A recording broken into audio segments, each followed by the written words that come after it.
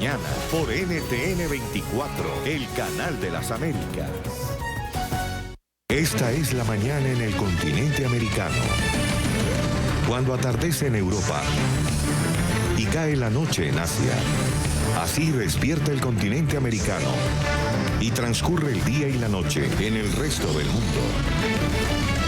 La mañana.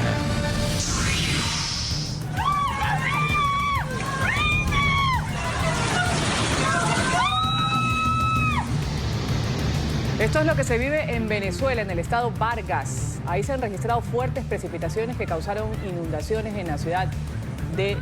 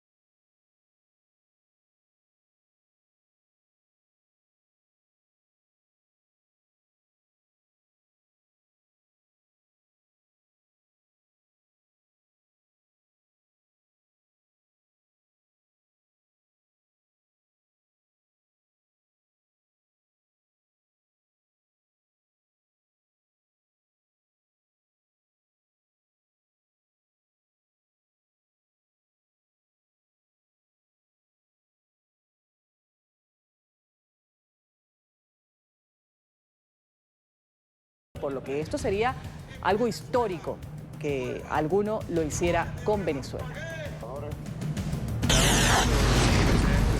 Hoy se cumple el segundo día, la segunda jornada en Nueva York de la Asamblea número 73, Asamblea General de Naciones Unidas. Para este miércoles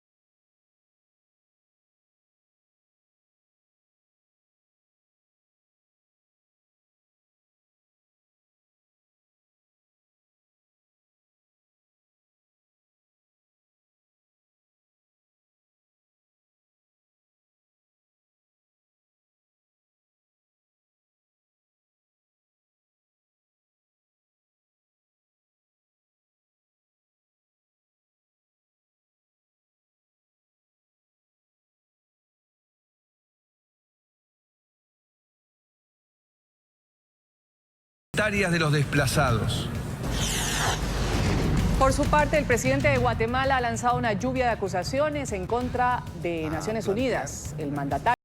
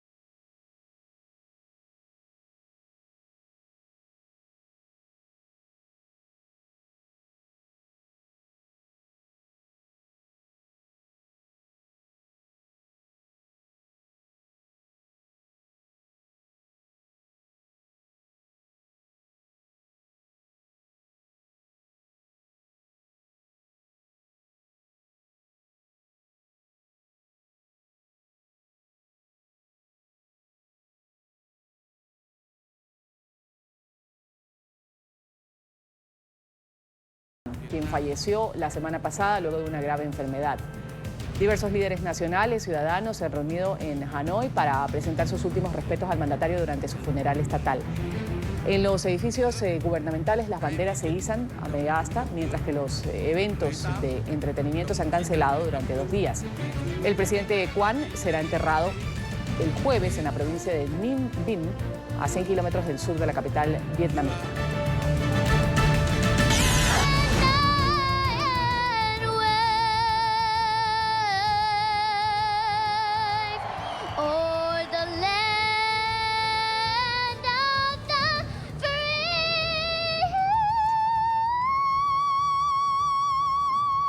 Así es, pequeña de edad, pero con una potente voz. Esta niña tiene solo 7 años, ha ofrecido una poderosa entonación del himno nacional de Estados Unidos en un partido de la Liga de Béisbol.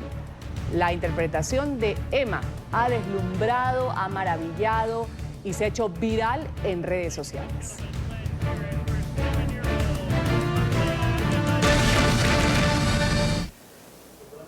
Han transcurrido 4 años desde la desaparición de los 43 estudiantes de Ayotzinapa en México. Prácticamente se han hecho humo. Los familiares de estos jóvenes tienen la esperanza de dar con su paradero, rechazan la versión oficial que aseguran que fueron detenidos por policías corruptos, entregados al crimen organizado, quienes los habrían asesinado e incinerado.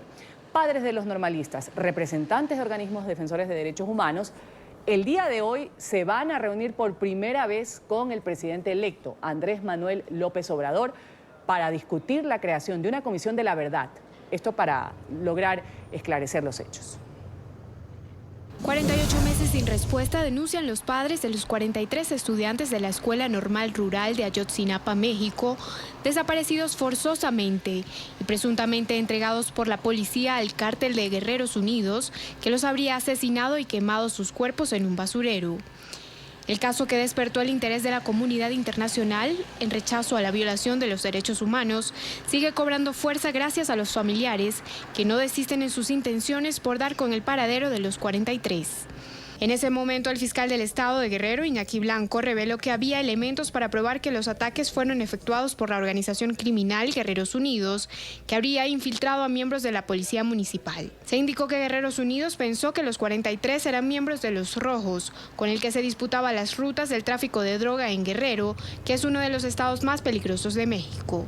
Pero los padres nunca aceptaron esa versión y todavía luchan para que se haga justicia y no pierden la esperanza de encontrarlos vivos. Aseguran que no se respetaron los canales regulares en el procedimiento policial y que hay datos contradictorios en la información que les han suministrado. Nunca pensamos, nadie de los padres, los que estamos hoy, nunca pensamos en eso. Pensamos que una semana, 15 días, y se fueron pasando y hoy estamos prácticamente 4 años, ¿no?, de lucha, de resistencia, de impunidad, de engaño, de sufrimiento y de dolor por parte de este gobierno que nos ha mentido. Cansada de buscar a mi hijo, no. Cansada de las tantas mentiras que nos ha dado el Estado mexicano. Desgraciadamente para nosotros pues es muy difícil ya sobrellevar esta ausencia de 4 años. Están convencidos de que el Ejecutivo saliente se ha equivocado en sus dictámenes y piden justicia, especialmente luego de que en su último informe de gobierno, Peña Nieto reiterara que los hechos sucedieron como lo describe la investigación. En lo personal, y con el dolor que causa y con lo que significa la pena para los padres de familia, yo estoy en la convicción de que lamentablemente pasó justamente lo que la investigación arrojó. Los familiares de los 43 persisten en sus intenciones para que, como lo han repetido estos últimos 4 años, la verdad salga a la luz y trabajan en que se ponga en marcha la Comisión de la Verdad, ordenada por un tribunal mexicano y que permitirá el ejercicio de controles externos sobre las pesquisas realizadas por la Procuraduría General de la República, permitiendo que organismos internacionales hagan una labor de supervisión. Y uno de los protagonistas de esta cita habla con NTN 24. Está con nosotros Alejandro Encinas, él es titular propuesto por el presidente López Obrador para la Subsecretaría de Derechos Humanos de México. Va a asistir el día de hoy a esta reunión que se dará en pocos minutos entre el gobierno entrante y familiares de estos estudiantes, los desaparecidos de Ayotzinapa. Gracias por estar con nosotros, un buen día. Es un gusto estar aquí, muy buenos días. Bueno, López Obrador ya habla de la creación de la Comisión de la Verdad. Además de esto, ¿qué tipo de acciones va a tomar el presidente entrante ante esta investigación cuando ya asuma como presidente de los mexicanos el próximo diciembre? Pues son tres acciones fundamentales. La primera es aplicar esta sentencia de una sala del Tribunal Superior de Justicia en el caso específico de Tamaulipas, que mandata crear una comisión para la investigación, la verdad y la justicia, que implica abrir todo el proceso de investigación sobre el caso de los 43 estudiantes desaparecidos, reconociendo que muchas de las declaraciones que obran en la actual investigación se obtuvieron bajo tortura y que al mismo tiempo muchas de las víctimas y los testigos presenciales de los hechos no fueron considerados en la investigación. Es decir, se va a abrir plenamente toda la investigación y vamos a atender varias líneas de investigación que nosotros consideramos son pertinentes. En segundo lugar, se va a abrir el espacio a la intervención de las organizaciones internacionales multilaterales, tanto la Comisión Interamericana de Derechos Humanos, que habrá que evaluar la participación e incorporación de quienes integraron el grupo interdisciplinario de expertos independientes que acompañaron las dos primeras etapas de la investigación, así como la Oficina del Alto Comisionado de Naciones Unidas, que está aquí radicado en nuestro país. Y la tercera acción es involucrar directamente a los padres de familia en todo este proceso. Ahora, ¿cómo ha sido la transición que se ha dado sobre este caso en particular entre el gobierno de Peña Nieto, donde sucedieron los hechos, y el de AMLO, el de Andrés Manuel López Obrador, en cuanto a la investigación por el caso de Ayotzinapa? Pues yo creo que muy desafortunada, porque el presidente saliente, Peña Nieto, ha ratificado en su informe, su último informe de gobierno, que la verdad histórica, la mal llamada verdad histórica, es la que va a definir esta situación. Él sostiene que los 43 estudiantes desaparecidos fueron incinerados en un basurero en el municipio de Cojula, sobre lo cual no existe evidencia científica que así lo acredite.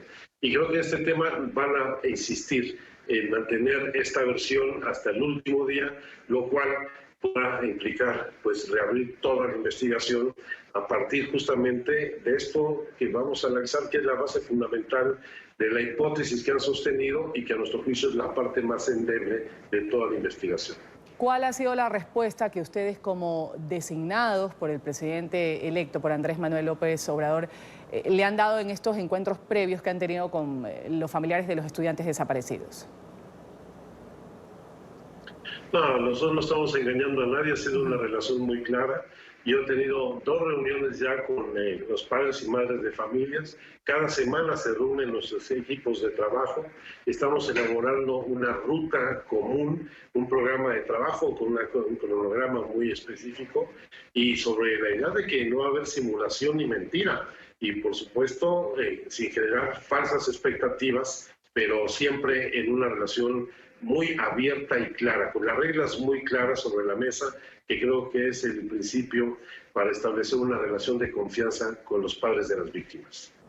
Hablando justamente de estas expectativas, acaba de poner en su red social de Twitter el presidente Enrique Peña Nieto, el presidente de México, dice: a 4 años de los muy lamentables sucesos ocurridos en Iguala, Guerrero, el gobierno de la República está comprometido con la justicia y con los familiares de las víctimas. Le pregunto, después de estos 4 años sin alguna explicación, más la que se sabe y la que manejan ciertos grupos que han investigado el hecho, ¿qué se puede decir sobre esta desaparición? ¿Ustedes con qué tipo de información empiezan esta comisión de la verdad? Y lamentablemente el Estado mexicano no estuvo a la altura no solo de la investigación, sino de asumir su responsabilidad.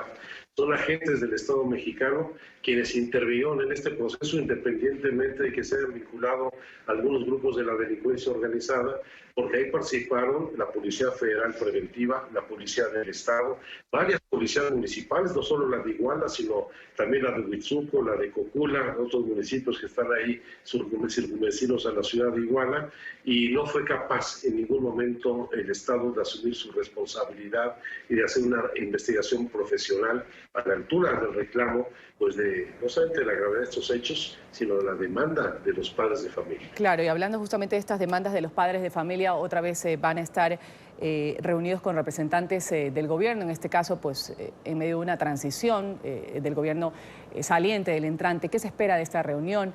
entre quienes integran estas organizaciones de derechos humanos, los familiares que están esperando respuestas con mucha esperanza, y el presidente electo de México, que va a realizarse en los próximos minutos. Pues seguir estableciendo esta relación de confianza y de trabajo conjunto. Evidentemente nosotros no estamos en el gobierno, es lo primero que hay que señalar. Nosotros estaremos en el gobierno a partir del 1 de diciembre. Todavía la investigación y lo que continúe de esta resolución de la Sala Superior del Tribunal de Tamaulipas está en manos del actual gobierno. Espero que proceda. La Suprema Corte de Justicia tendrá que desahogar cerca de 200 impugnaciones y controversias que el gobierno federal interpuso frente a esta sentencia, y esperemos que no tenga que pasar 2 meses para que la Comisión de Investigación por la Verdad y la Justicia se instale. Creo que sería muy importante que aprovecháramos este tiempo. Organizaciones como Amnistía Internacional han sido muy categóricos, le han exigido al gobierno entrante tomar todas estas medidas de investigación necesarias para este caso. Le pregunto, ¿la desaparición de estos 43 es una prioridad para Andrés Manuel López Obrador? Es una prioridad dentro de la prioridad fundamental, que es atender la profunda crisis humanitaria y de violación de derechos humanos que hay en el país. Tenemos gravísimos problemas de desaparición forzada, más de 40,000 desaparecidos, donde las víctimas también tienen derecho a la justicia, así como atender otros fenómenos que han derivado de la violencia y de esta ausencia de autoridad, como son los cerca de 250,000 desplazados que tenemos dentro del propio país. De modo tal que la experiencia y la aplicación que vamos a desarrollar con este caso de Ayotzinapa puede replicarse para otros casos, e incluso estamos debatiendo con otras organizaciones de víctimas la creación de una comisión de la verdad que vea el conjunto del problema de violación de derechos humanos en todo el país. Vamos a agradecer a Alejandro Encinas, titular propuesto por el presidente entrante Andrés Manuel López Obrador para la Subsecretaría de Derechos Humanos de México. Gracias por estos minutos con la mañana de NTN 24.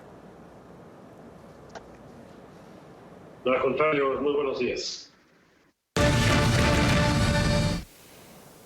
En Venezuela, María Corina Machado, la dirigente opositora, ha asegurado en su programa de radio que el pueblo venezolano está viviendo los peores momentos de la historia reciente. Ha exhortado a los ciudadanos, a través de su alocución, a decidir si cohabitan con la dictadura de Nicolás Maduro o acompañan la rebelión. El tema lo desarrolla inmediatamente en Caracas Oliver Fernández. Oliver, un buen día. Buen día para ti, Ruth. Un placer saludarte desde Caracas. Así es, la dirigente opositora María Corina Machado sobre todo se refirió a aquellos dirigentes de oposición que de alguna manera han apostado al diálogo, y ya todos conocemos cuáles han sido el resultado de este diálogo, presunto diálogo que ha de alguna manera promovido el ex jefe del gobierno español, José Luis Rodríguez Zapatero. A ellos les dijo que de una vez por todas definan si van a cohabitar con el gobierno de Nicolás Maduro con el silencio, que eso es lo que representa precisamente José Luis Rodríguez Zapatero, o con la rebelión, como lo ha dicho, por ejemplo, el secretario de la Organización de Estados Americanos, Luis Almagro. También aseguró que ya los venezolanos decidieron y que en su mayoría lo que han pedido es un cambio para Venezuela, un cambio inmediato. Vamos a escucharla. Zapatero representa hoy todo aquel que quiere apaciguamiento, silencio y cohabitación con la dictadura. Y aquí que ha quedado clarísimo que hay solo 2 posiciones, solo 2. Y cada venezolano decide de qué lado está, con la cohabitación o con la rebelión, con la sumisión o con la libertad, con Zapatero o con Almagro. No hay opción. Ruth, la dirigente opositora María Corina Machado continúa recorriendo el país. Ha dicho que lo que ha encontrado es desolación en casi todos los estados de Venezuela, y no se descarta que pueda volver al estado Zulia, a Maracaibo, a esta ciudad que lamentablemente está viviendo prácticamente a oscuras, producto de las fallas eléctricas que se han presentado en los últimos años por la desinversión y por la corrupción. Es la información que nosotros podemos ofrecer hasta ahora desde Caracas. Volvemos contigo a la mañana de NTN 24. Oliver, gracias. Un buen miércoles para ti. Y Chile está preocupado y violento o agresivo. Así lo ha asegurado el vicepresidente de Bolivia, Álvaro García Linera, a propósito del tuit del comandante de la Armada chilena, Edmundo González, quien ha mencionado que existen solo dos opciones, la razón o la fuerza. Esto como alternativas para solucionar la demanda marítima que enfrentan los dos países. Paola Cuentas, desde La Paz, tiene la noticia. Paola, un buen miércoles. Buen día, amigos de NTN 24. ¿Qué fue lo que manifestó el ex comandante en jefe de la Armada chilena a través de esta red social? Revisemos el tuit. Edmundo González señaló: sea cual sea el fallo de La Haya, Bolivia, por mandato constitucional, nunca renunciará a la salida al mar con soberanía. Entonces, mis queridos hermanos bolivianos, solo nos dejan dos caminos. Uno, renunciar al Tratado de Bogotá por la razón. Dos, o aplicar la fuerza. Ustedes decidan. Ese es el mensaje que ya ha generado reacción en suelo boliviano. Escuchemos al vicepresidente del Estado, Álvaro García Linera. Está claro que están muy preocupados, está claro que están muy agresivos, está claro que han perdido el norte diplomático que anteriormente caracterizaba a la diplomacia chilena, amenazas al uso de la fuerza, desconocer el fallo, entrometerse en asuntos internos de Bolivia. En fin, hay una lluvia desorganizada, atolondrada de declaraciones de la diplomacia chilena que lo único que hacen es mostrar sus grandes problemas, su preocupación, quizás ante la inminencia de una derrota catastrófica de la diplomacia chilena. Simplemente decirles: tranquilos, muchachos, esperemos que el Tribunal de La Haya se pronuncie y acatemos, cumplamos lo que ese tribunal vaya a definir en los siguientes días. En todo caso, Bolivia manifiesta que todo lo que hace es, en primer lugar, para defender un derecho que nos corresponde como país, y en segundo lugar, lo que buscamos es mayor integración con nuestros vecinos, incluido, por supuesto, la hermana República de Chile.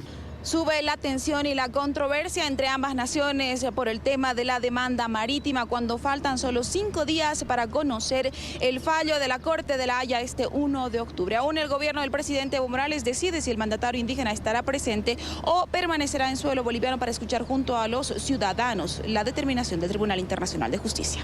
Con la información retorno al Centro Internacional de Noticias. Buen día. Buen día, Paola, un gusto tenerte en el programa.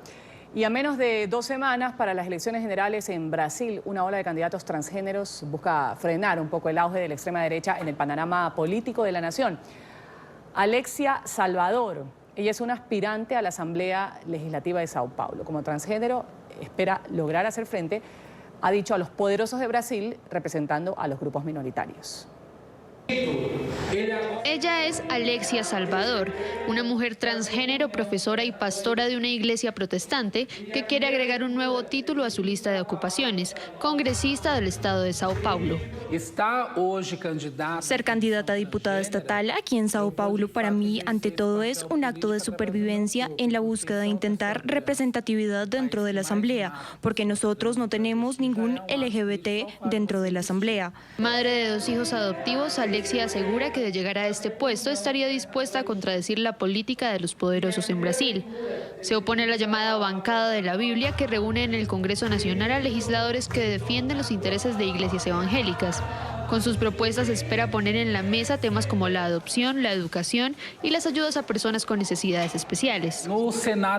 En el escenario actual, el núcleo conservador ha robado nuestros derechos y ha impedido nuestros proyectos de ley aquí y en Brasilia. La bancada conservadora nada hace por nosotros.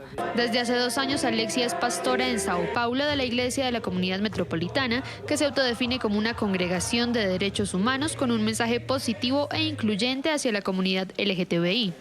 Aunque no siempre quiso aspirar a un cargo público, considera que su vida es una lucha política.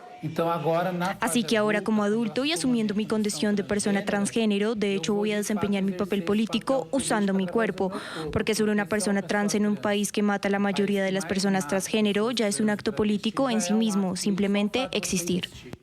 Alexia Salvador es solo una de los 45 candidatos transgénero en todo Brasil, un número récord para el país sudamericano. La oleada de candidatos transgénero viene con el telón de fondo del candidato presidencial de extrema derecha Jair Bolsonaro, quien ha enfurecido a muchos grupos minoritarios en Brasil con comentarios denigrantes hacia mujeres, homosexuales, afroamericanos e indígenas. Sondeos recientes muestran a Bolsonaro liderando la intención de voto con un 28% de apoyo para la primera vuelta. Tiempo de comerciales aquí en la mañana y enseguida se busca a este canguro que ven en pantalla. Se escapó de su hogar. Sucedió en África.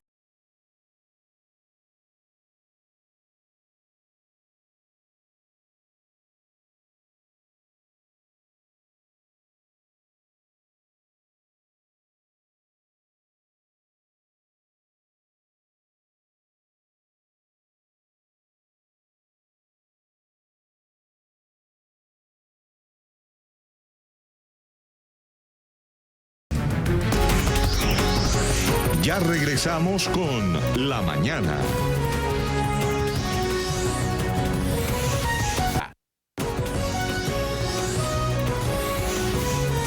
Continuamos con La Mañana.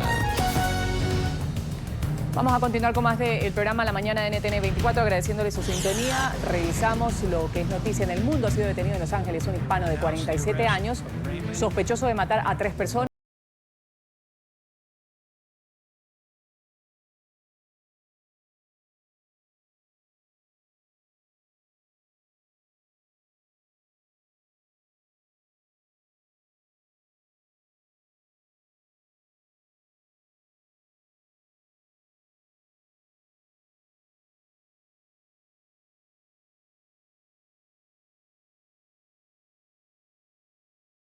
De 7 personas en lo que va de este año por el virus de H1N1, de acuerdo con las autoridades de salud en el departamento del Tolima, en el centro del país. Hay 33 casos de esta enfermedad que han sido confirmados. La red hospitalaria está en alerta y las autoridades piden a la comunidad no automedicarse, acudir además a los centros asistenciales cuando presenten gripes fuertes o afecciones respiratorias.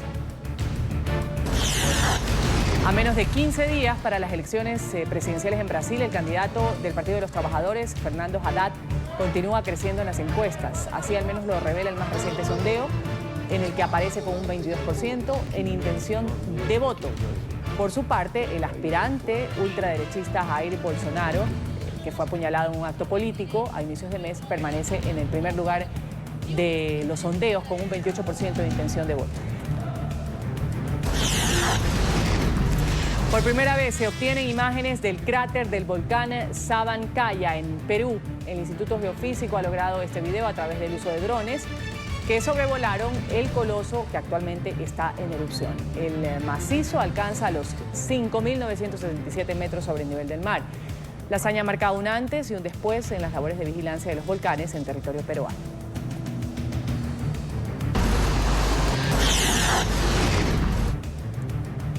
En Croacia, un gran incendio forestal ha forzado a la evacuación de decenas de personas. La conflagración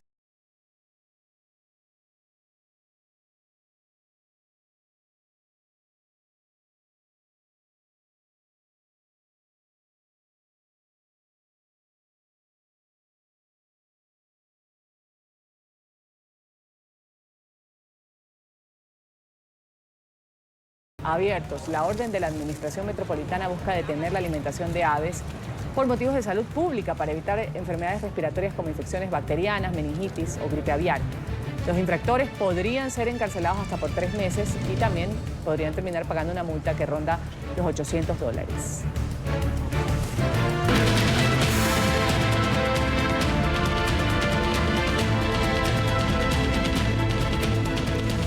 Revisamos inmediatamente lo que es noticia en Estados Unidos. Beneficiarios del estatus de protección temporal en este país han llegado a la capital, a Washington. Tras 6 semanas recorriendo las ciudades de la Unión Americana en autobús, la Jornada por la Justicia de la Alianza Nacional del TPS busca un camino a la residencia permanente. Son aproximadamente 300.000 beneficiarios de este alivio migratorio. Ellos se han reunido con decenas de congresistas para lograr regularizar su situación migratoria una vez culmine su último periodo de renovación. Emiliana Molina tiene el reporte desde la capital estadounidense. Emiliana.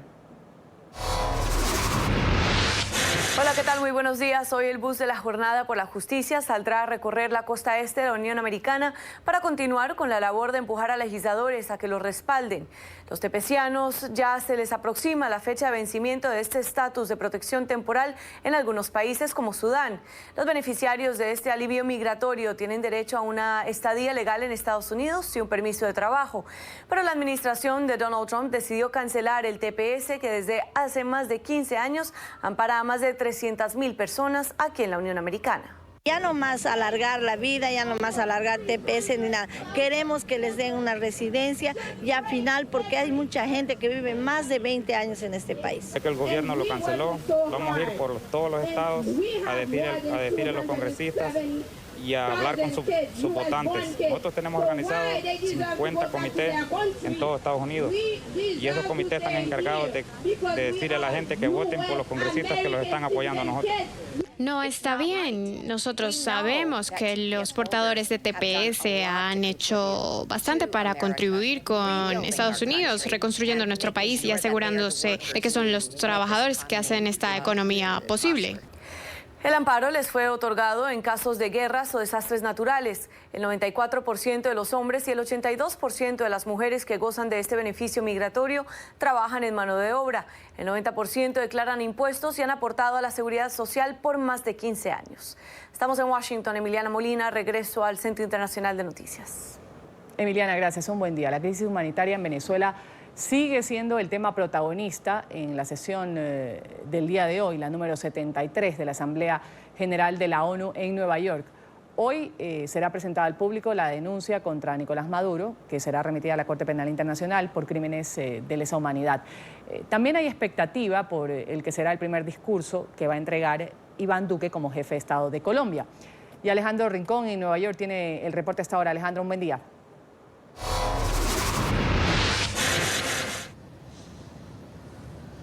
Hola Ruth, televidentes del Canal de las Américas, buenos días. Los gobiernos de Argentina, Chile, Colombia y Paraguay van a revelar parte del contenido de la comunicación que será remitida directamente a la Fiscalía de la Corte Penal Internacional con el objetivo de que este organismo investigue a Nicolás Maduro, a quien señalan de ser el responsable de crímenes contra la humanidad en territorio venezolano. A propósito de este movimiento que es liderado, entre otros, por Colombia, el ministro de Exteriores de ese país entregó las siguientes declaraciones. Todo está previsto en el Estatuto de Roma, de manera que una vez se tome la acción que se va a tomar, se aplicarán por parte de la fiscal de la Corte Penal Internacional las medidas que están previstas en el Estatuto. Canciller, pero un poco de detención, por ejemplo, pedido de... No, eso no es inmediato, se va a respaldar los informes que han presentado el secretario de la OEA, la Comisión Interamericana de Derechos Humanos, el Consejo de Derechos Humanos y naturalmente todo eso deberá ser materia de evaluación por la Corte Penal Internacional. Anticipadamente, ya Venezuela ha emitido parte de su respuesta a este propósito, liderado por los gobiernos de, ojo de nuevo, Argentina, Chile, Colombia y Paraguay. El canciller venezolano Jorge Arreaza, aquí en la Organización de Naciones Unidas en Nueva York, entregó las siguientes declaraciones sobre la forma como Venezuela recibe este movimiento que, en esencia, atribuye Caracas a una estrategia de los Estados Unidos, aliados de la Unión Americana, en contra de Caracas. Termina, mira, por dos vías. Estados Unidos la desconoce, la quiere matar hoy mismo, el señor Trump lo dijo, ¿no? Entonces quieren destruir la institucionalidad internacional porque no creen en el multilateralismo. Bueno, y estas personas hacen lo mismo, pero por otra vía, terminan coincidiendo.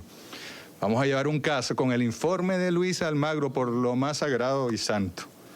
El señor que quiere invasión en Venezuela, intervención en Venezuela, que se ha obsesionado, pero creo que está de psiquiátrico ese señor, contra Venezuela. Entonces, es a través de ese informe y ese sustento que quieren llevar un caso a la Corte Penal Internacional. ¿Para qué?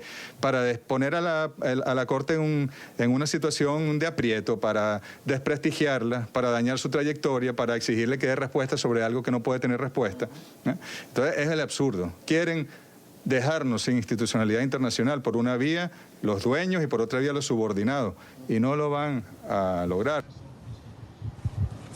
Al despegar este segundo día de debate de presidentes, jefes de Estado y Gobierno dentro del periodo número 73 de sesiones de la Asamblea General de Naciones Unidas, estos son los argumentos claves para la jornada que ustedes deben tener en cuenta cuál desarrollo va a tener en el transcurso del miércoles. Por una parte, el presidente de los Estados Unidos, Donald Trump, encabeza hoy una sesión del Consejo de Seguridad. Recuerden, ahora mismo la Unión Americana tiene la presidencia pro tempore del órgano rector de la ONU.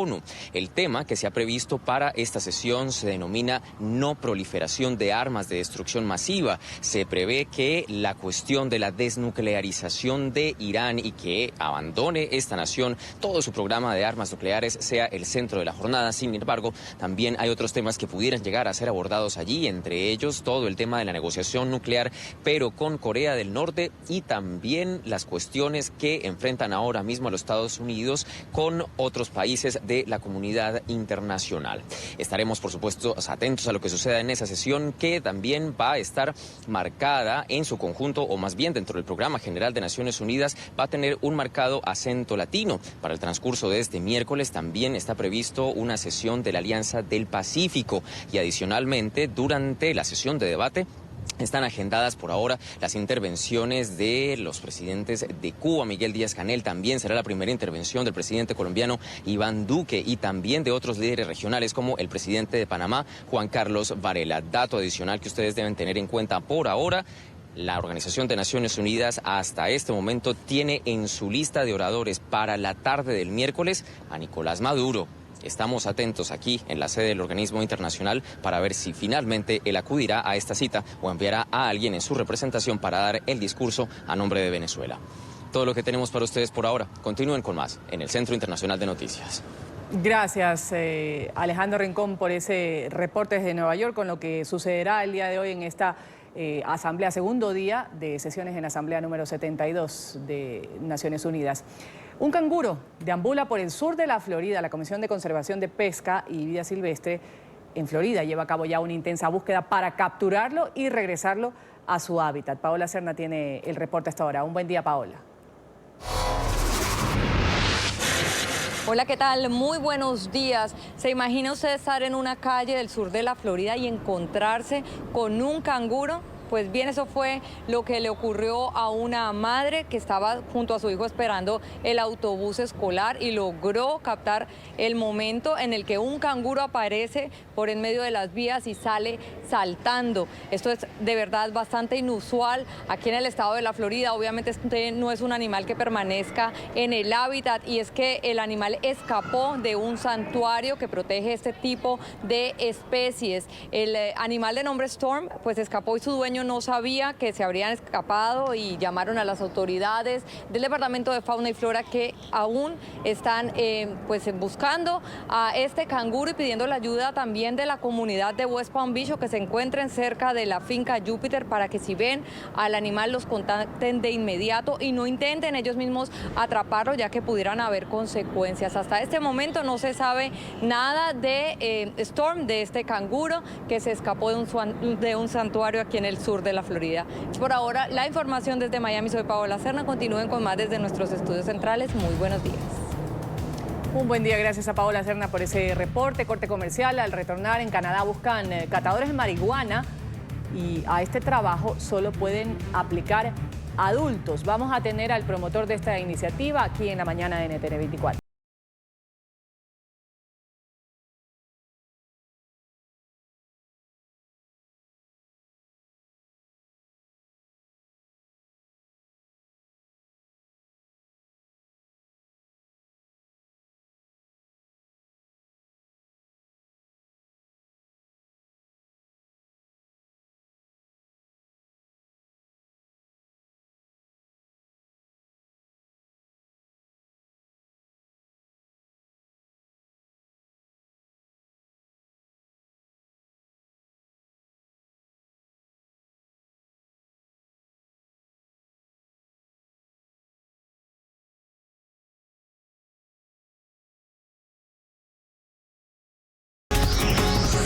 Ya regresamos con La Mañana.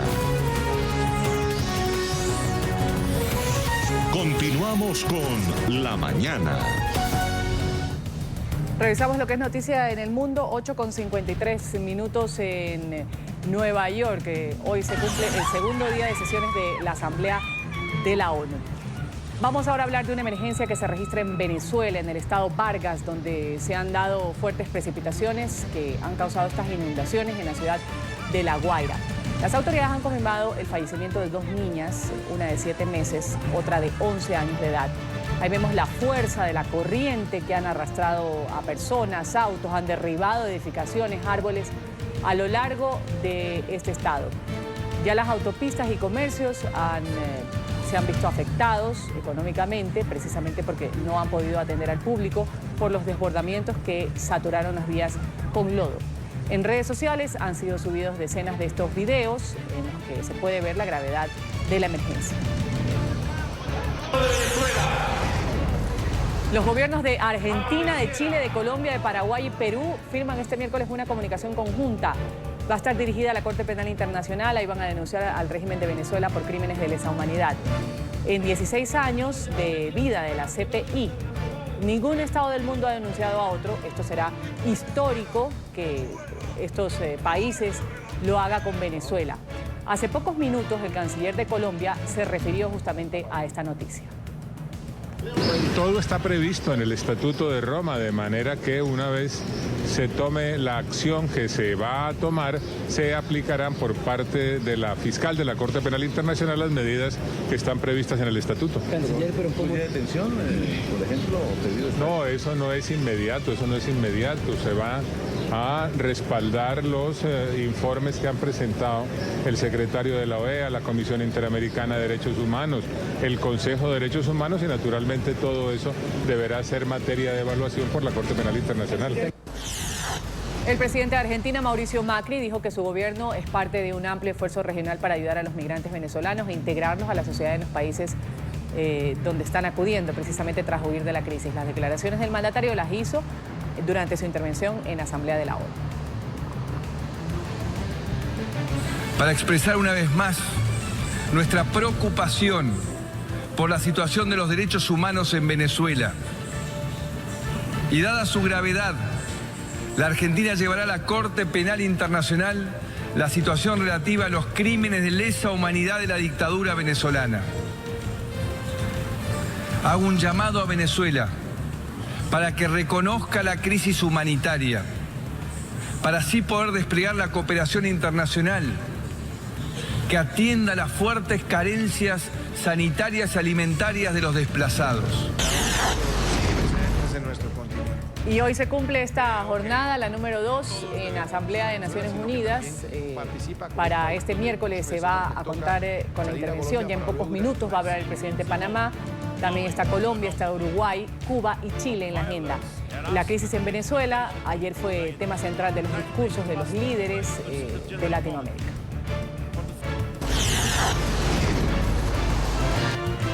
Las acusaciones del presidente de Guatemala, Jimmy Morales, contra Naciones Unidas, el mandatario, que es investigado por corrupción, dijo que el organismo internacional ha montado un sistema de terror en su país. Las fricciones entre el presidente centroamericano y la ONU ocurren en medio de la tensión por la prohibición de la entrada a la nación al jefe de la Comisión Internacional contra la Impunidad en Guatemala.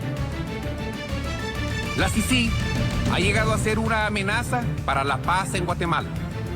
La CICIG ha montado un sistema de terror, un sistema en donde el que piensa diferente lo persigue, lo investiga. La fiscal general de Brasil ha pedido la suspensión de los trámites de investigación contra el presidente Michel Temer por supuestamente haber recibido en el 2014 recursos de forma ilícita de la constructora Odebrecht. La fiscalía afirmó que el pedido se debe al hecho de que el presidente cuenta con inmunidad temporal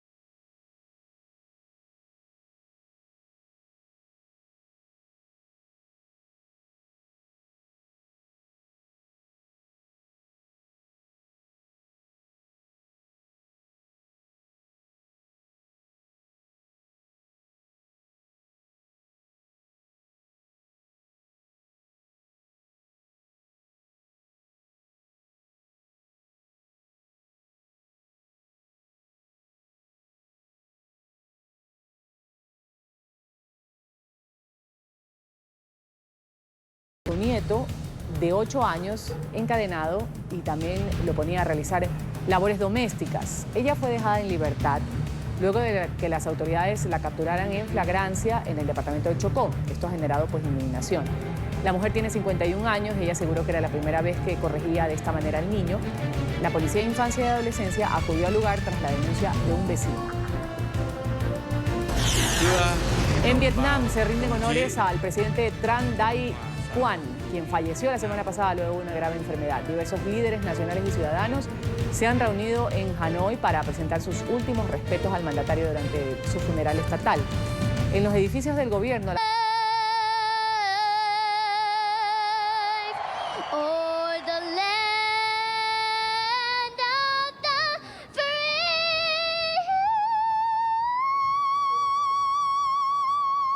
Con una voz privilegiada se dejó escuchar esta niña de 7 años de edad que ofreció una entonación bastante emocionante, poderosa también del himno nacional de Estados Unidos durante un partido en California.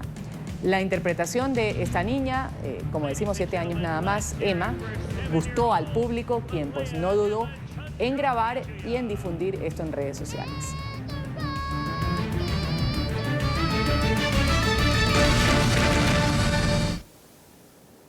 Una empresa de marketing en Toronto busca fichar a 6 entusiastas del cannabis. Esto para probar distintas variedades de marihuana e informar sobre sus características. Hasta el momento la compañía ya ha recibido más de 500 solicitudes para los puestos a tiempo parcial, un número que es abrumador.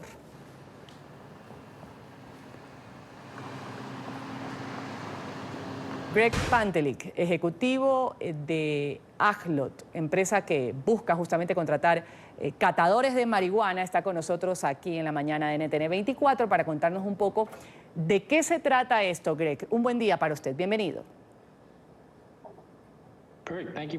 Ok, muchas gracias por invitarme. Hay 500 solicitudes que ustedes han recibido de estas personas que están interesadas en el empleo. Para que la gente lo comprenda bien, ¿cómo es que alguien quiere ser catador de marihuana? Sí, bueno, la verdad, bueno, gracias por invitarme, realmente, bueno, dijeron 500, de hecho, eso fue la semana pasada, ahora hay 15,000, y bueno, y está creciendo, y la verdad, estamos muy emocionados. ¿Cómo la gente recibe la oportunidad? Bueno, para nosotros es menos de probar, es mucho más sobre, bueno, digamos, saborear, es como la industria del vino, ¿sabe? Es como la gente selecciona vinos para distintas, bueno, para el paladar de distintas personas, los gustos, experiencias que la gente quisiera. Es lo mismo que estamos haciendo para la industria legal del cannabis recreacional aquí en Canadá. Es como cualquier otro trabajo real. La gente iría a nuestro sitio, es un trabajo real, realjob.com, o sea, es un trabajo real, lo recibimos en internet todo el tiempo y bueno, llenamos un formulario sencillo, de nuevo, como cualquier otro trabajo. La aplicación es mucho más entretenida que otros trabajos, pero bueno, así es como uno se aplica. A partir de ahí está la oportunidad, porque bueno, en Canadá la marihuana recreacional va a ser legalizada a partir del 17 de octubre. Entonces, a partir de ahí tenemos que tener personas para que puedan curar o digamos probar o muestrear el mejor cannabis que es cultivado por los mejores cultivadores de acá, para elegir las mejores, bueno, cepas para nuestro producto que se llama Dialogue Cannabis. Son colecciones, las pruebas, bueno, los curadores o el comité, como solemos llamarlo, elegirá este tipo de pruebas y bueno, para guiar nuestras decisiones de producto. Justamente, bueno, 15,000, una cifra de 500 era abrumador, 15,000 ya es fuera de toda expectativa, pero me imagino que era lo que ustedes querían lograr. Ahora, ¿cuál es el perfil o cómo hacen ustedes la selección de estos expertos que han sido llamados, seleccionados para formar este comité de la curación del cannabis?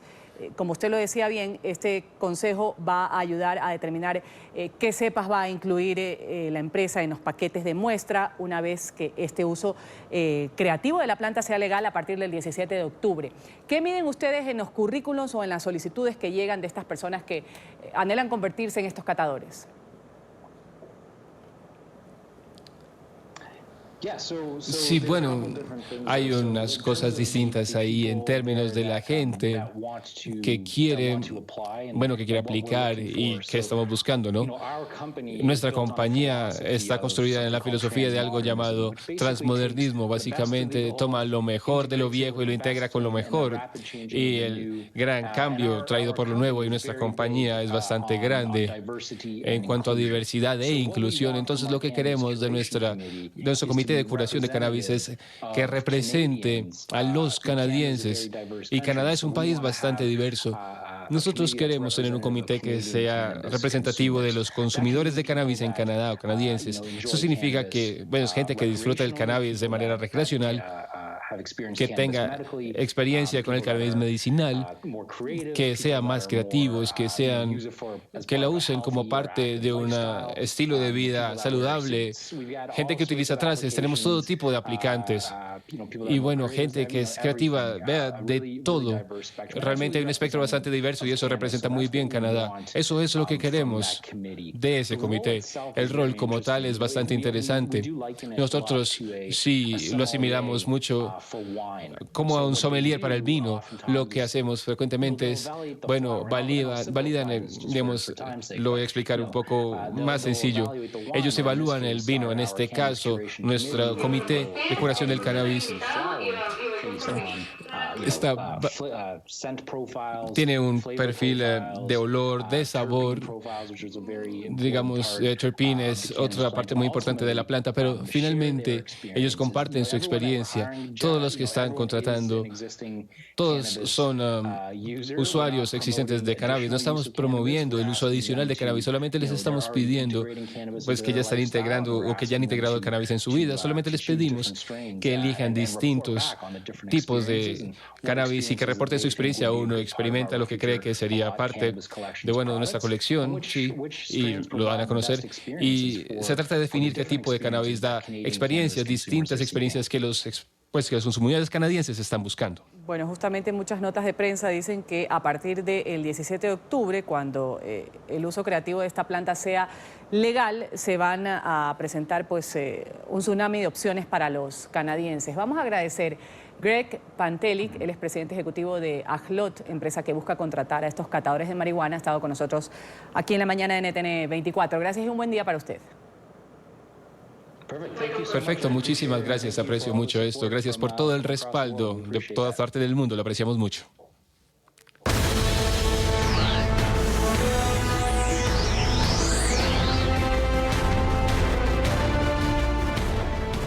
A esta hora en Nueva York ya se lleva a cabo esta segunda sesión de la Asamblea General de Naciones Unidas. A esta hora interviene el presidente de Panamá, Juan Carlos Varela. De los líderes a quien escuché en este recinto ya no están con nosotros. Unos partieron en paz y otros en condiciones violentas. Hemos logrado metas ambiciosas, desde la aprobación de los Objetivos de Desarrollo Sostenible hasta el compromiso por cumplirlos en el año 2030. Quedan muchos retos pendientes, como la paz en Siria. El tema de esta asamblea nos lleva a la siguiente reflexión. ¿Estamos haciendo lo suficiente como líderes para lograr que esta organización tenga un impacto real en la vida de las personas? La respuesta está en el compromiso de quienes estamos encargados de dirigir los destinos de nuestros países. Esta institución fue fundada sobre el convencimiento de que los líderes del mundo deben ser capaces de guiar el camino que nos lleva a resolver pacíficamente nuestras diferencias. Pesa sobre quienes acudimos a esta convocatoria anual la responsabilidad de que el sueño por la paz y la fraternidad se convierta en realidad. Esa paz que no solo la amenazan las armas, sino también las injusticias, la pobreza, el hambre, la inequidad y la falta de oportunidades a nuestra gente. Por eso, como parte del compromiso que asumimos al adoptar los Objetivos de Desarrollo Sostenible como una política de Estado, en 4 años, nuestro gobierno ha caminado con paso firme hacia el cumplimiento de los mismos. Hemos reconstruido ciudades completas y más de 100.000 familias panameñas tendrán una nueva vivienda para que sus hijos tengan acceso a una vida digna. Hemos identificado las principales enfermedades que afectan a nuestros ciudadanos mediante un censo de salud masivo, el cual nos permite suministrar el tratamiento de salud preventiva. Estamos transformando el sistema de educación panameño para que sea bilingüe, convirtiéndolo en uno más equitativo. Más de 6.000 maestros panameños se han capacitado en el exterior para enseñar el idioma inglés y se están construyendo más de 3.000 nuevas aulas para nuestros estudiantes. Además, fortalecimos el sistema de educación técnica superior. Me llena de mucho orgullo compartir con ustedes que en estos momentos un grupo de maestros panameños están enseñando el inglés a niños sirios refugiados en el campamento de Zatari, en Jordania. Con una inversión récord, estamos dotando de sistemas modernos de saneamiento a diversas ciudades del país y construyendo nuevas plantas potabilizadoras que amplían agresivamente la cobertura de agua potable a nuestra población.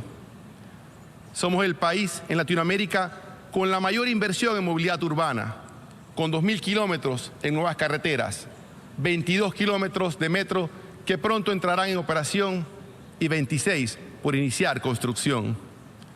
Redujimos en un 50% la inseguridad, rescatamos miles de jóvenes de bandas delincuenciales y fortalecimos las capacidades de nuestra fuerza pública. Panamá es un país distinto al que recibí en el 2014. Ante todos los panameños y ante el mundo, hoy puedo decir, con la frente en alto, que hemos cumplido al transformar la política en un servicio, reconstruyendo nuestra democracia, haciéndola funcional para nuestras futuras generaciones. He gobernado mi país en paz, con diálogo y consenso, utilizando la fuerza del Estado únicamente para proteger al pueblo y no para enfrentarlo. He cumplido con la palabra que di el primer día de mi mandato, luchar frontalmente contra la corrupción y que nadie esté por encima de la ley. Quedan muchos retos por delante. El sistema judicial aún tiene desafíos importantes para asegurar que no exista la impunidad. Hemos trabajado incansablemente para fortalecer nuestras instituciones y consolidar nuestra joven democracia, respetando y apoyando a las autoridades electas de todos los partidos políticos y sus comunidades, aumentando sus capacidades económicas. El próximo año, Panamá celebrará sus 7ª elecciones en democracia, con un organismo electoral que ha probado ser garantía para un sufragio transparente. Gracias a la reforma electoral profunda que respaldamos, esta será la campaña más justa, corta y transparente que se celebrará en la historia de nuestro país. Por primera vez, el Estado tendrá la total responsabilidad en el financiamiento de las campañas mediáticas. Seguimos consolidándonos como un país de unión, con una fuerte conectividad aérea que se consolida con un nuevo aeropuerto, una conectividad marítima que se fortalece con su canal ampliado y nuevos puertos, y una conectividad humana donde nuestra posición geográfica y facilidades como un nuevo centro de convenciones y un nuevo puerto de cruceros jugarán un papel importante. Contamos con una plataforma logística y financiera al servicio del comercio mundial que hemos defendido y protegido para que no sea utilizada para nada ilegal. Hemos sido testigos de la exitosa culminación de la ampliación del canal, que representa los principios de nuestro país por su capacidad de unir al mundo, por su permanente neutralidad y apertura al comercio mundial. Esta vía interoceánica fue recuperada por los panameños gracias a los tratados del Canal de Panamá y a la decisión valiente de un ser humano sencillo, el expresidente de los Estados Unidos, Jimmy Carter, a quien hoy públicamente le reconozco ese compromiso que cambió el rumbo de nuestra nación. Pasamos por situaciones complejas que afectaron la imagen de nuestro país, pero pudimos salir adelante bajo el principio de que la justicia se convierte en una injusticia cuando afecta al inocente. Demostramos al mundo que el éxito de nuestro país y de su economía está solo vinculado al trabajo honesto de nuestro pueblo. En estos años, trabajamos para cumplir los objetivos de desarrollo sostenible, sacando a más de 150.000 panameños de la pobreza, reduciendo 5 puntos porcentuales del 25 al 20%. Mantuvimos un crecimiento económico promedio del 5%. Reforzamos el sistema de protección social para los adultos mayores y estudiantes. Mejoramos significativamente la infraestructura hospitalaria, educativa y la escolaridad, el acceso al agua potable, la educación y la vivienda. También hemos recibido de manera digna a decenas de miles de ciudadanos de otros países que han buscado en nuestra tierra un mejor futuro para sus familias. Fuimos testigos de la crisis migratoria de más de 100.000 haitianos que salieron a Brasil a raíz del terremoto. Estando en Brasil, debido a la crisis económica que sufrió este país, se vieron obligados a volver a migrar. Muchos perdieron sus vidas en el camino. Reconozco el liderazgo que Chile asumió en la solución de esta tragedia humana, recibiéndolos en su país. En el rostro de Juan, un niño africano de 7 años que hoy vive solo en Panamá porque perdió a su madre caminando en las montañas entre Panamá y Colombia, veo la imagen trágica de la migración. Ese niño marcó en lo más profundo de mi corazón el compromiso de que los países debemos manejar los flujos migratorios en forma ordenada, respetando siempre el derecho que tienen los seres humanos de buscar mejores condiciones de vida. Miles de migrantes de otros continentes cruzan nuestra frontera con Colombia a través de la peligrosa selva del Darién, arriesgando sus vidas en busca de la esperanza de hacer sus sueños realidad.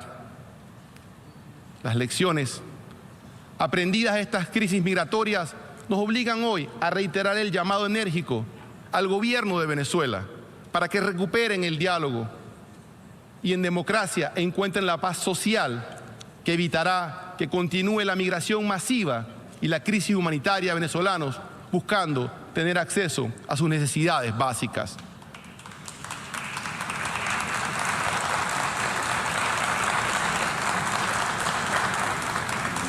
Estos movimientos migratorios solo se resuelven eliminando las causas que obligan a los ciudadanos a salir de sus países, arriesgando su seguridad y la de sus familias. Esto es un reto importante para esta organización. Hemos participado activamente en la construcción del Pacto Global por una migración segura, ordenada y regular que será adoptado este año en el seno de esta organización como el objeto de contribuir al marco global para enfrentar estas crisis desde nuestra experiencia. Los países tenemos la responsabilidad de desarrollar políticas que permitan el manejo controlado de estos flujos migratorios con respeto a la dignidad humana. En los próximos días, Panamá estará anunciando medidas humanitarias que apoyarán a las familias venezolanas que residen en nuestro país. Panamá es una mezcla de ciudadanos que han venido de todas partes del mundo, que han encontrado en esta hermosa tierra su nuevo hogar. Hemos aprendido a vivir en paz, respetando todas las creencias religiosas, ideologías políticas y pensamientos. En esta era de la comunicación y las redes sociales, no hay espacio para la discriminación de ninguna clase. Todos somos ciudadanos de este planeta. Esta es nuestra casa. Las denuncias de violaciones a los derechos humanos y las libertades fundamentales de los hermanos nicaragüenses pueden generar otro flujo migratorio en Centroamérica. Reitero el llamado al gobierno de Nicaragua y a los actores sociales para que en el diálogo político encuentren la paz. En 2015, Panamá fue el anfitrión del acercamiento histórico entre Cuba y los Estados Unidos. Desde aquí reiteramos el llamado a que se retome este camino y se reconozcan los pasos que ha dado el gobierno de Cuba para la apertura de su sistema económico que beneficia a los cubanos y al desarrollo económico y social de la isla. Quiero destacar que aunque nuestro continente está en paz, la crisis política de Venezuela, el aumento de la producción de drogas en Colombia, la corrupción que ha afectado tantas economías de la región y la tensa situación en Nicaragua son retos que exigen a los dirigentes políticos de la región a redoblar esfuerzos para encontrar caminos de avenimiento que devuelvan la paz social a estos países. En la lucha contra el narcotráfico, Panamá reenfocará su estrategia, en donde no solo nos concentraremos en la interdicción de drogas y arresto de delincuentes, sino en la reconversión de comunidades y personas para que corten sus vínculos con los grupos ilegales y sean leales al Estado. Ratificamos nuestro compromiso de estar en la primera línea de las naciones que, junto a los organismos multilaterales, trabajan por un mundo mejor. Por ello, en el mes de noviembre, con la presencia de los cancilleres de Centroamérica y el Caribe, estaremos inaugurando el Centro Logístico Regional de Asistencia Humanitaria. Panamá pone al servicio de la región su conectividad para atender desastres naturales y emergencias que se den en el continente. Señoras y señores, respetando los sistemas de gobiernos, siento que el futuro de la política no será solo cómo se obtiene el poder, sino cómo se usa este para el beneficio del pueblo. Convencidos de la necesidad de contribuir en la construcción de un mundo más justo y pacífico, Panamá trabaja para ampliar su agenda bilateral con países del sudeste asiático, Medio Oriente, África, Australia y China, como una manera de acercarnos al mundo y cumplir con ese rol de país generador de puentes. En los últimos 10 años he tenido la oportunidad... Bueno, Juan Carlos Varela ha iniciado este segundo día de sesiones de la Asamblea General de la ONU. El presidente de Panamá ha mencionado temas enfocados en desastres naturales, ha hablado de migración, de movimientos migratorios de venezolanos, ha dicho hay que eliminar las causas que obligan a los venezolanos a salir de sus casas. También ha dicho que en los próximos días va a anunciar medidas humanitarias para beneficiar a estas familias de Venezuela que habitan actualmente en Panamá. Ha hablado de la relación entre Cuba y Estados Unidos, la tensa situación en Nicaragua y ha dicho hay que redoblar a través de los representantes de este organismo de Naciones Unidas, redoblar los esfuerzos para una paz social. Más adelante, el mandatario de Panamá, en su agenda, va a sostener reuniones con el secretario general de Naciones Unidas, con Antonio Guterres, sus homólogos de Japón, de Cuba, Paraguay y Croacia, y también tendrá una cita con representantes de la Santa Sede y la Iglesia neoyorquina para dialogar sobre la Jornada Mundial de la Juventud, que va a celebrarse en enero del 2019. Vamos a hacer aquí una pequeña pausa comercial. Enseguida volvemos con más aquí en La Mañana. Esta asamblea con la conciencia en paz por haber usado el poder. Ya regresamos con La Mañana. Con La Mañana.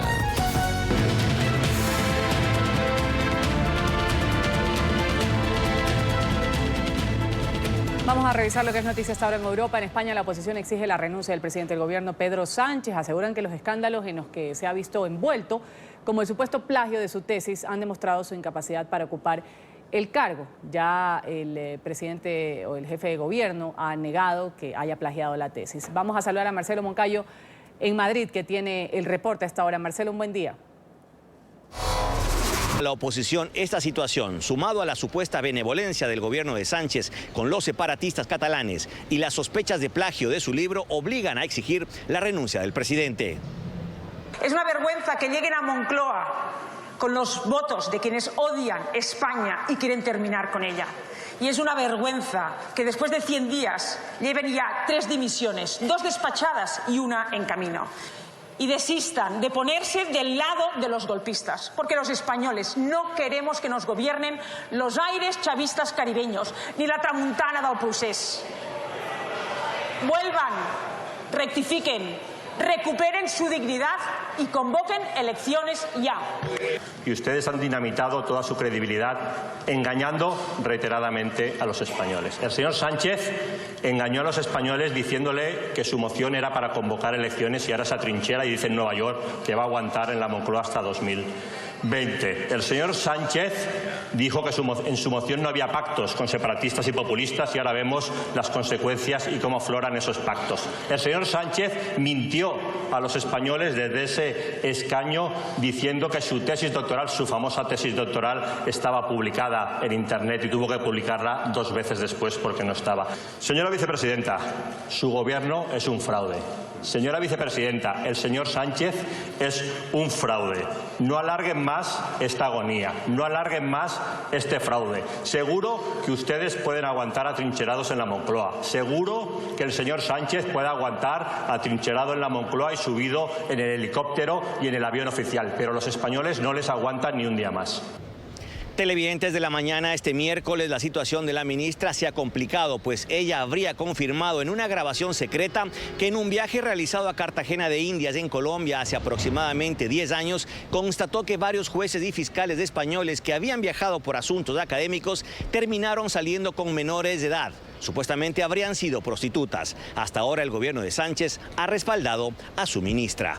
Este es el informe para la mañana. Sigan ustedes con más aquí en NTN 24. Hasta pronto.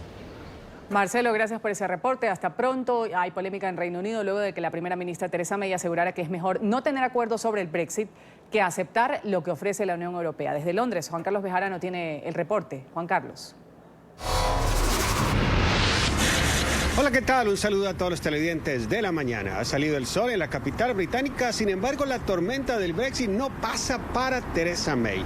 La premier se encuentra en Nueva York, en las Naciones Unidas, como la mayoría de líderes del mundo, y allí ha dado una entrevista muy interesante, pero tal vez el punto más controversial es en el que dice que ella prefiere una salida sin acuerdo a un mal acuerdo, o por lo menos a lo que ella considera es un mal acuerdo, lo que le está ofreciendo la Unión Europea en estos momentos. Incluso no la convence, por ejemplo, una especie de tratado de libre comercio como el que tiene Canadá. En el fondo, lo que le preocupa a Theresa May es que una parte de Reino Unido, Irlanda del Norte, tenga que permanecer en el mercado único europeo, que es en cierta manera la propuesta de la Unión Europea.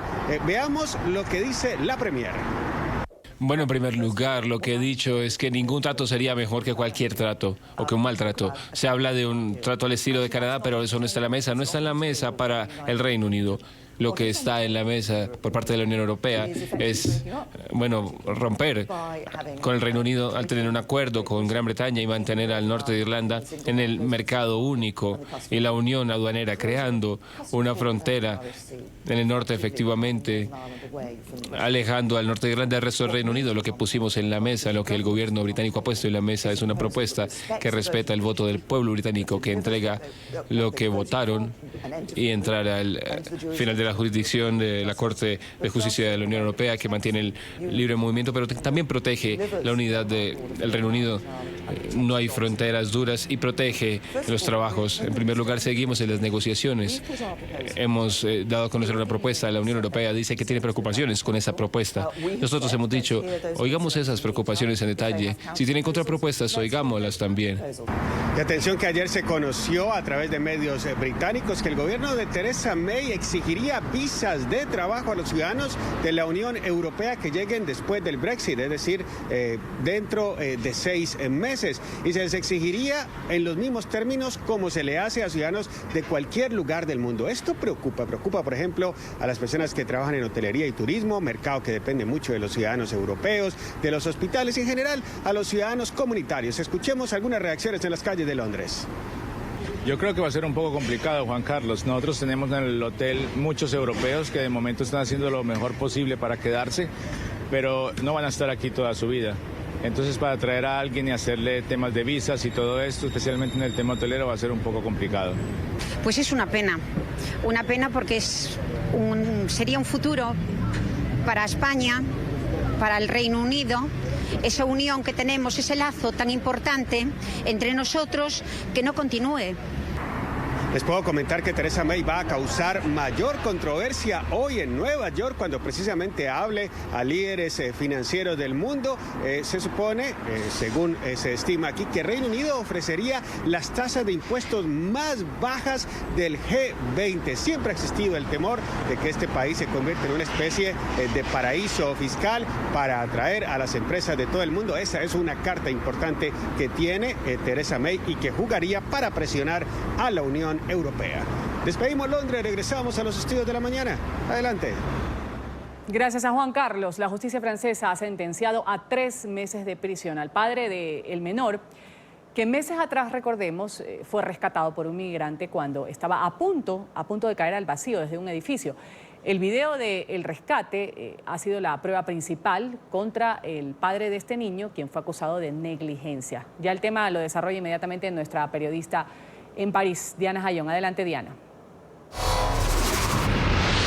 Compañeras y amables televidentes, reciban un muy cordial saludo desde París. Las imágenes de esa situación angustiosa que se vivió cuando este niño resbaló desde su balcón quedaron en nuestra memoria.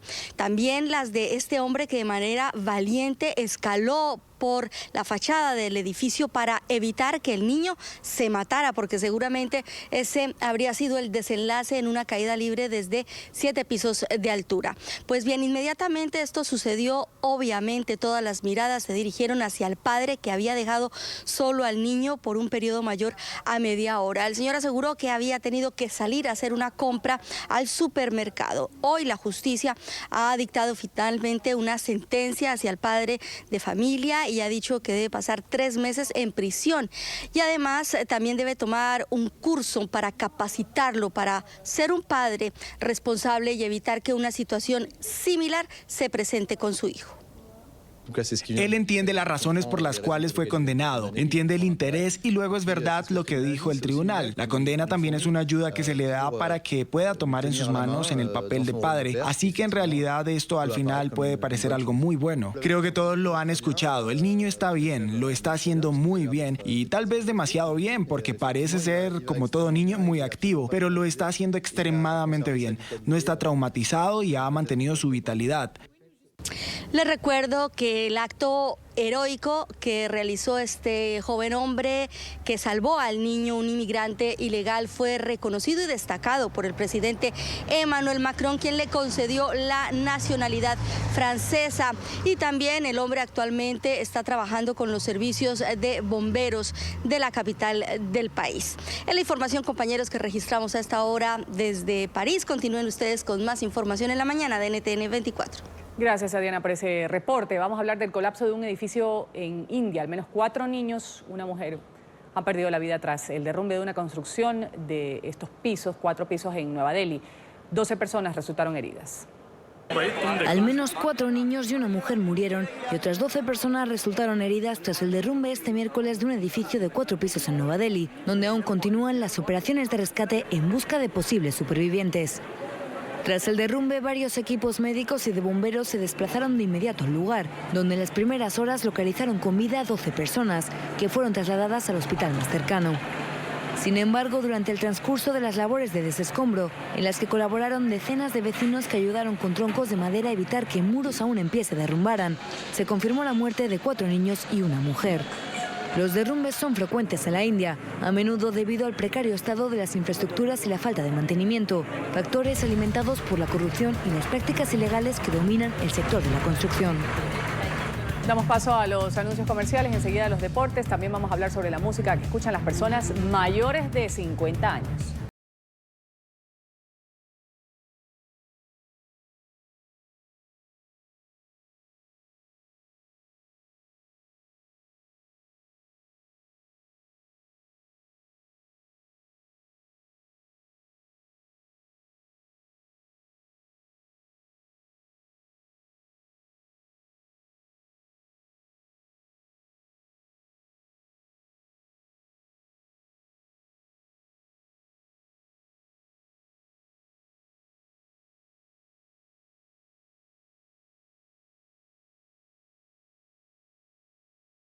Ya regresamos con La Mañana.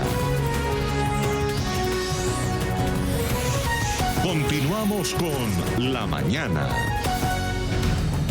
Parlamentarios en Chile, tanto del oficialismo como de la oposición, están respaldando la decisión del gobierno de Sebastián Piñera y de otros 4 países de la región que hoy van a hacer noticia en un caso inédito. Van a presentar una denuncia ante la Corte Penal Internacional contra Nicolás Maduro por violaciones a los derechos humanos. Aseguran que se deben tomar.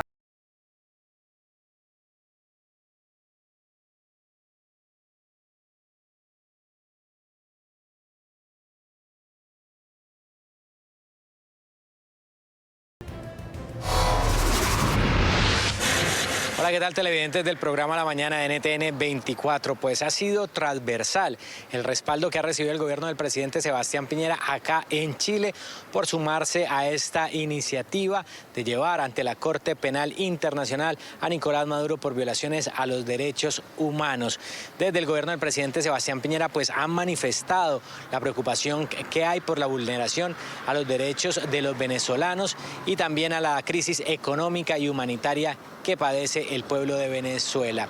De ahí que desde la Comisión de Relaciones Exteriores, tanto del Senado como de la Cámara de Diputados, pues valoraran que Chile, efectivamente, como lo confirmó el canciller Roberto Ampuero, pues decidiera hacer parte de esta denuncia. Vamos a revisar las declaraciones del diputado del Partido Liberal, Vlado Mirosevic.